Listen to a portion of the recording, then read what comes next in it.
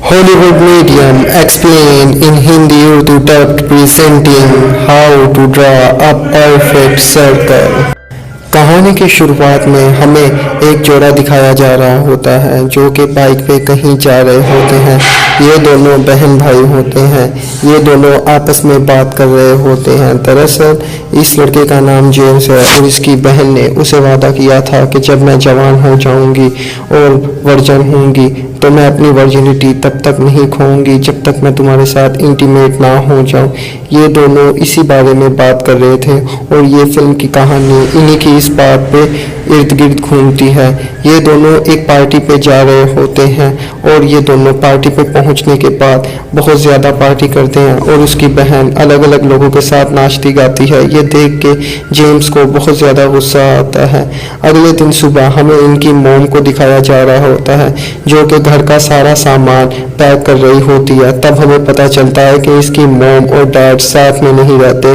दरअसल इसके डैड एक राइटर थे जो कि फ्रांस गए थे और वहाँ के लोगों की तरह रहन सहन का तरीका अपना लिया, यानी वो भी अब लिविंग रिलेशनशिप में मानते हैं और फैमिली को ज़्यादा तरजीह नहीं देते। और उसकी माँ गुजर बसर के लिए घर के थोड़े थोड़े सामान को बेच रहे होते हैं। इनकी माँ एक दिन इन्हें बता रही होती है कि तुम्हारे माँ बाप ने तुम्हें मिलने के लिए बुलाया। इस पे उसकी बेटी कहती है नहीं, मैं अपने बाप से मिलने नहीं जाऊंगी, मुझे वो बिल्कुल पसंद नहीं है। उसके बाद ये उनकी माँ सोने चली जाती है और उसका भाई उसकी बहन से कहता है तुम्हें अपना वादा तो याद है ना। उसकी बहन कहती है हाँ मुझे याद है। इस पे उसका भाई कहता है देख के लगता तो नहीं है, मुझे नहीं लगता तुम मेरी वर्जन हो।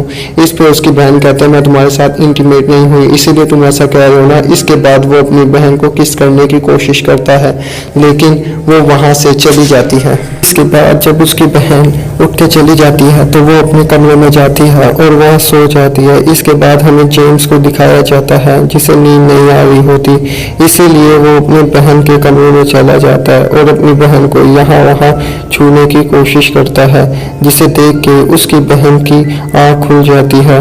वो इसे देख के थोड़ा सा हैरान हुई थी। इसके बाद वो अपनी बहन के साथ बिस्तर में लेट जाता है और वहीं पे उसके सामने मास्टरबेशन करना शुरू कर देता है। ये देख के उसकी बहन उसे कहती है यहाँ से चले जाओ, क्योंकि अगर माच आ गई तो उन्हें ये देख के बहुत ज़्यादा बुरा लगेगा। इससे हमें पता चलता है कि ये जेम्स की पहली बार हरकत नहीं है, यानी कि वो अपनी बहन के पास इस तरह कई बार आ चुका होता है।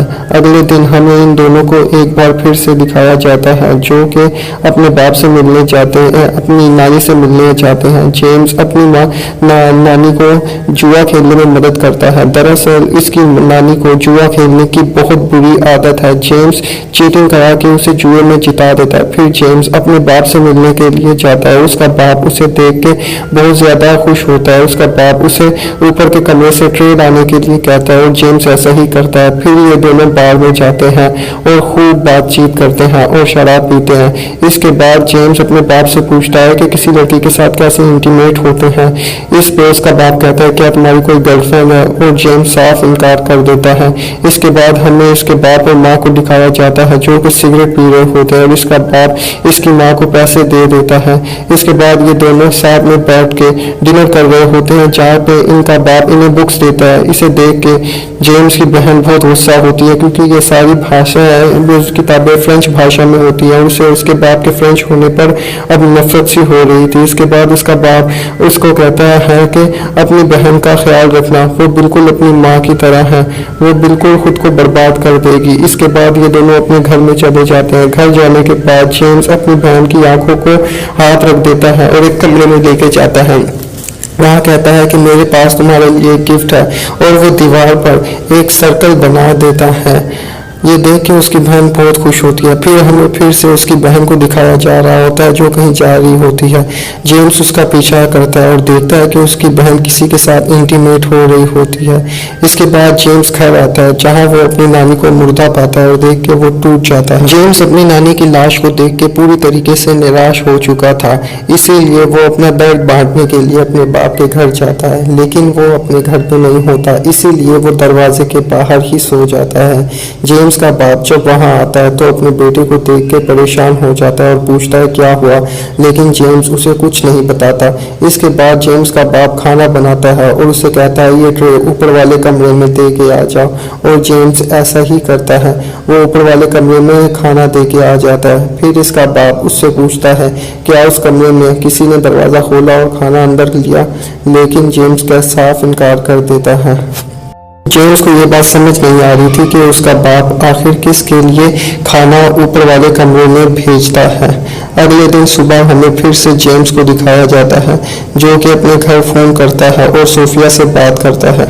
जेम्स सोफिया से बात करना चाहता था, लेकिन सोफिया उससे कोई बात नहीं करती और जेम्स फ़ोन रख देता है। अगले दिन जेम्स अपनी नानी के फ्यूनरल पे जाने के लिए तैयार होता है। जेम्स अपनी नानी के बहुत ज़्यादा क्लोज था। उसकी मौत ने उसे कहीं तोड़ दिया था।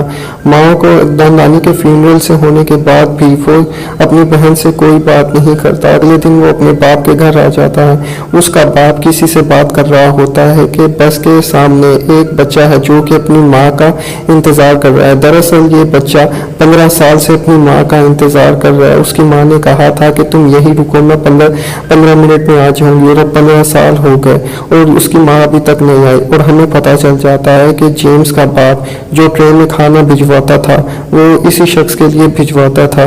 इस शख्स का दिमागी तवाज़ुन पूरी तरीके से ख़राब हो चुका है। वो आज तक अपनी माँ का इंतज़ार कर रहा होता है, और यही वजह होती है कि जेम्स का बाप अपने बच्चों के साथ नहीं रहता, क्योंकि वो इस बच्चे का ख्याल रख रहा होता है, क्योंकि कहीं ना कहीं उसको इसके अंदर अपना बेटा नज़र आता है। अगले दिन जब वो घर में होते हैं वो देखते हैं कि इनकी छत पर से खून टपक रहा है। ये देख के वो हैरान रह जाते हैं। जेम्स का बेटा अपने बाप को बताता है और ये दोनों ऊपर के कमरे में जाते हैं। ऊपर के कमरे में जाने के बाद इन्हें उसी लड़के की डेड बॉडी मिलती है। ये देख के पूरी तरीके से निराश हो जाते हैं और टूट जाते हैं। जेम्स का बाप उसके बेटे को घर वापस जाने के लिए कहता है और वो ऐसा ही करता है। घर वापस जाने के बाद वो अपनी माँ से बातें करता है और उसके साथ थोड़ा इमोशनल हो जाता है। उसे इमोशनल होता हुआ देख के उसकी माँ उसके साथ फिजिकली इंटीमेट होने की कोशिश करती है, लेकिन उसका बेटा इनकार कर देता है और कहता है कि मैंने ये पहले कभी नहीं करा, ये मेरा पहली बार है। इसके बाद हमें उसकी बहन सोफिया को दिखाया जाता है जो कि उसके साथ रोते रोते इंटीमेट होती है, और उसके बाद हमें फिर से सोफिया को दिखाया जाता है जो कि अगले दिन सुबह एक परफेक्ट सर्कल बना देती है। और यही वजह है कि इस फिल्म का नाम how to draw a perfect circle रखा गया है, क्योंकि इस फिल्म की शुरुआत और इख्तिताम दोनों ही सर्कल बनाने से होती है। उम्मीद है कि आपको हमारी ये एक्सप्लेनेशन पसंद आई होगी। अगर आप इस चैनल पर नए आ गए हैं तो इस चैनल को सब्सक्राइब कीजिए।